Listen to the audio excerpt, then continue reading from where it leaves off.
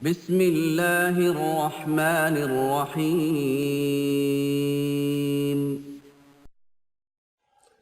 بسم اللہ الرحمن الرحیم۔ السلام علیکم ورحمۃ اللہ وبرکاتہ۔ ویورز، آپ کو ازمودہ وظیفہ میں خوش آمدید کہتے ہیں۔ اہلا و سہلا و مرحبا۔ اللہ تعالیٰ سے امید کرتے ہیں کہ آپ خیریت سے ہوں گے، ہنسی خوشی کے ساتھ اپنے اہل خانہ کے ساتھ زندگی بسر کر رہے ہوں گے، اور یہ دعا کرتے ہیں اللہ تعالیٰ ہر قسم کے آفات و بلیات سے، اور ہر قسم کی ٹینشن سے، ڈپریشن سے، ہر قسم کی مرض سے، قرض سے، اور آفات و بلیات سے، شریروں کی شر سے، حاسدین کے حسد سے، نظر بد کی نظر سے، اور کینہ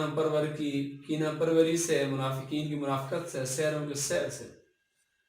یعنی جتنے بھی آفات و بلیات ہیں ان سے اللہ تعالیٰ آپ کو محفوظ فرمائے۔ ویورز، آج آپ کو ایسا وظیفہ بتائیں گے کہ جب دنیا ذلیل ہو کر انشاءاللہ آپ کے پاس آئے گی۔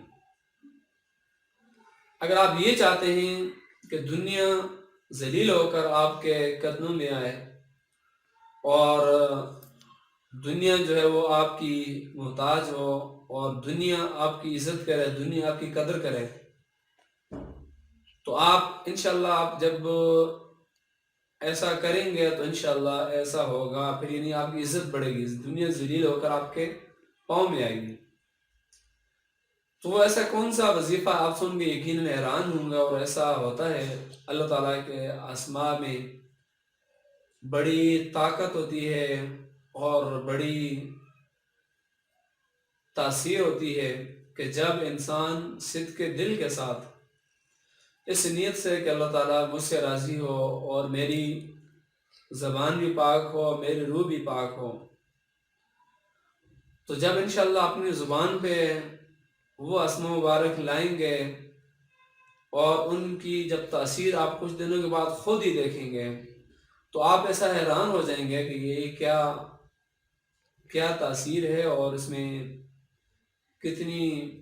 بابرکت یہ کلام ہے اور کتنی بابرکت یہ تسبیح ہے۔ تسبیح بتانے سے پہلے میں آپ کو بتاتا چلوں کہ اگر آپ اس ہمارے چینل پہ نئے ہیں تو پلیز آپ اس کو سبسکرائب کر دیجئے، اور ساتھ ہی بیل کا بٹن کو پریس کیجئے تاکہ نئی ویڈیو اپلوڈ ہو تو اس کا نوٹیفیکیشن آپ کو بآسانی مل سکے اور سب سے پہلے آپ اس سے مستفید ہو سکیں۔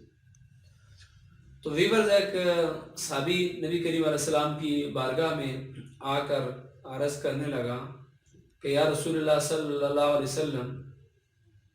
کہ دنیا نے مجھ سے پیٹھ پھیر لی ہے، جو اپنے تھے وہ بیگانے ہو گئے، اور جو بیگانے تھے وہ تو تھے ہی بیگانے، یعنی اپنے اور جو پرائے تھے وہ سارے کے سارے غیر ہو گئے۔ تو ظاہر ہے جب انسان کے پاس جیب میں خرچ نہ ہو اور انسان کی زندگی میں ایسا کمال نہ ہو، لوگ اس کو پھر ایک معاشرہ اس کو بوجھ سمجھتا ہے، لوگ اس کو پھر ایک فضول سا انسان سمجھتے ہیں۔ ہونا تو یہ چاہیے تھا کہ جس کے پاس کچھ ہنر نہ ہوتا یا جس کی جیب خالی ہوتی تو لوگ اس کی عزت کرتے، اس کی رسپیکٹ کرتے، اس کو اپنی آنکھوں پہ بٹھاتے اور اس کا ہاتھ پکڑتے اور اس کو آگے لے جانے کی کوشش کرتے ہیں۔ تو کہنے والوں نے کہا کہ انسان جس طرح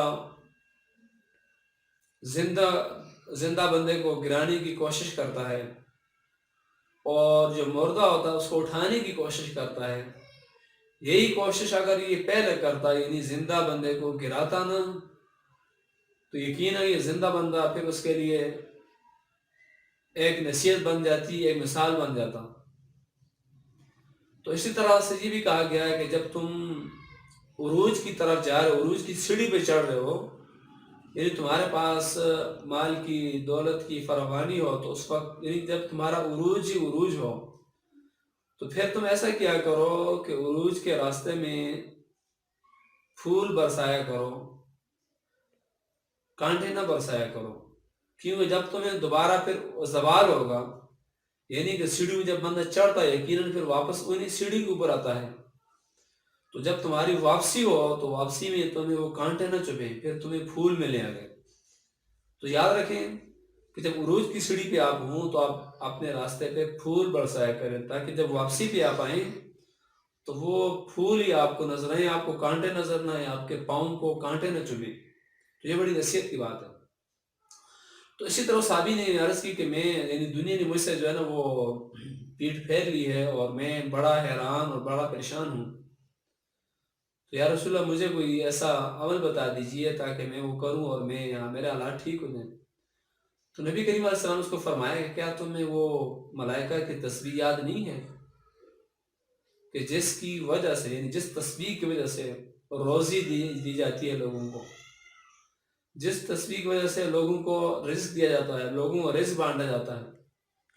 اگر وہ تسبیح تو کرے گا تو خلق دنیا ذلیل ہو کر تیرے پاس آئے گی اور دنیا بھی حیران ہوگی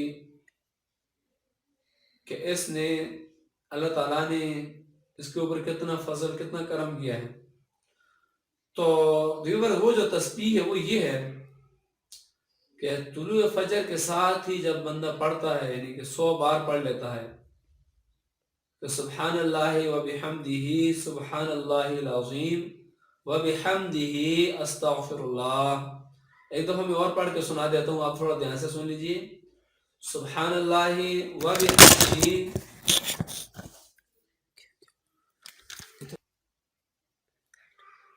سبحان اللہ و بحمدہ سبحان اللہ العظیم و بحمدہ استغفر اللہ۔